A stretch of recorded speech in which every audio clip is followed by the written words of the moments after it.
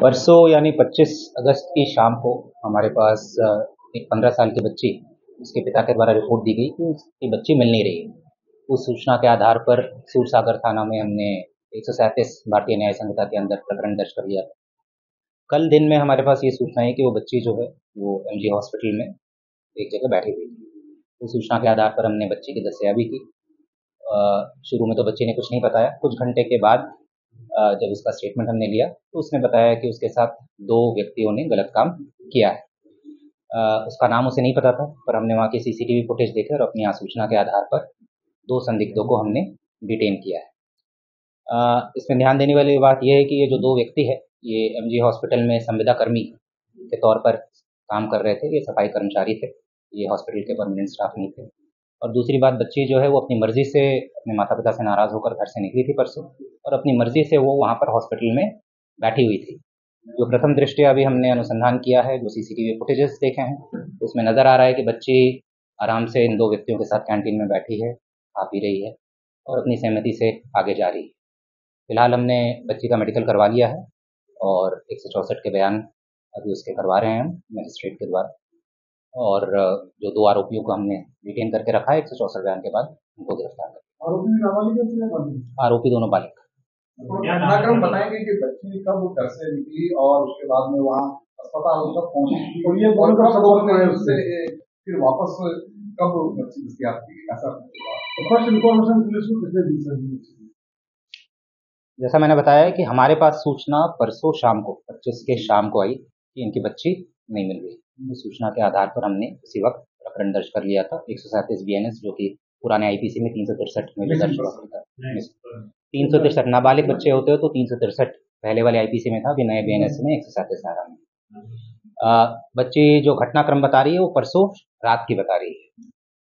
हमारे पास कल दिन में सूचना आई वहाँ पर, क्योंकि ये बच्ची कहीं बैठी हुई थी तो वहाँ पर कोई आने जाने वाला जो व्यक्ति था उसने पूछताछ की तो उसे पता चला कि अपने घर से निकली हुई है। तो उसके द्वारा हमें कॉल किया गया और उस कॉल के आधार पर वहाँ पर सूरसागर थाने की टीम पहुंची और हमें पता चला कि ये वही बच्ची है जिसके संदर्भ में एक प्रकरण दर्ज है। तो कल दिन में हम करीब 2-3 बजे के आसपास बच्ची को हमने दस्तयाबी वहाँ से कर थाने ले आए थे। इनके माँ बाप को फिर सूचित किया, माँ बाप को बुलाया। जैसा मैंने बताया कि शुरू में उसने कुछ नहीं बताया, शुरू में उसने कुछ नहीं बोला कि इसके साथ कुछ हुआ है नहीं हुआ है। कुछ घंटों के बाद कल शाम को उसने ये स्टेटमेंट दिया कि 2 व्यक्तियों ने उसके साथ गलत काम किया है। और एक बार मैं फिर से रिपीट कर दूं कि ये बच्ची जो है अपनी मर्जी से वहाँ पर गई थी। जो सीसीटीवी फुटेज हमने देखे हैं तो बिल्कुल नज़र आ रहा है क्लियरली, कैंटीन में बैठी हुई है उन 2 व्यक्तियों के साथ। उनके साथ वो चाय नाश्ता कर रही है और वहाँ से अपनी सहमति से कैंटीन से इन 2 व्यक्तियों के साथ निकल गई। बच्चों के संपर्क में कब आई ये जानना चाह रहे हैं? ये प्रथम दृष्टया हमने जो पूछताछ की है ये उनके संपर्क में परसों ही आई थी और पहले से अभी तक ऐसा नहीं आया कि पहले से कोई जान पहचान थी। उसी वक्त इनकी बातचीत शुरू हुई, इन्होंने कैंटीन में चाय नाश्ता किया और उसके बाद फिर बिल्कुल पॉक्सो। हाँ, क्योंकि 2 व्यक्तियों का ये नाम ले रही है तो उस हिसाब से धारा है। अभी इस विषय में हम अनुसंधान कर रहे हैं। बाकी इस पूरे घटनाक्रम में सीसीटीवी फुटेजेस में तो कहीं नहीं आ रही, बट उसका कोई और मित्र था जिससे वो मिलने गई होगी नहीं गई होगी, इस विषय में अभी तक तो नहीं आया। 2 आरोपी। जो घर से निकली थी बच्ची उसके बाद सब जगह सीसीटीवी है,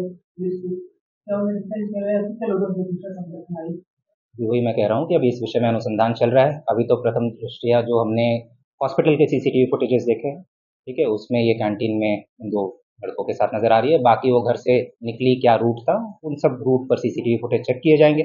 अगर किसी और की कोई भूमिका पाई जाती है तो विधि सम्मत कार्रवाई सुनिश्चित की जाएगी। अभी एक बार 164 का बयान के बाद फिर नहीं, नाम नहीं बता सकते क्योंकि शिनाख्त देर तक 25 तारीख की रात शाम को घर से निकली, उसके बाद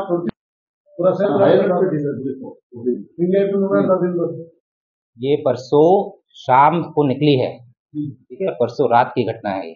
और ये हॉस्पिटल के अंदर वहाँ पर क्यों बैठी थी, वहाँ पर क्या उद्देश्य था, क्योंकि वहाँ ये किसी को जानती नहीं थी, ठीक है। तो ये सब चीज़ें अभी बच्ची का मेडिकल हुआ है तो अभी बहुत ज़्यादा हम पूछताछ नहीं कर पाए कि भाई वहाँ क्यों गई थी, वहाँ क्या उद्देश्य था हॉस्पिटल में बैठने का। इस विषय में अगर अनुसंधान करें रेप की पुष्टि होगी? हाँ, बच्ची नाबालिग है। मेडिकल का भी एक बार डिटेल रिपोर्ट आ जाएगा तो उसमें पुष्टि होगी। फिलहाल तो बच्ची का बयान तो यही है।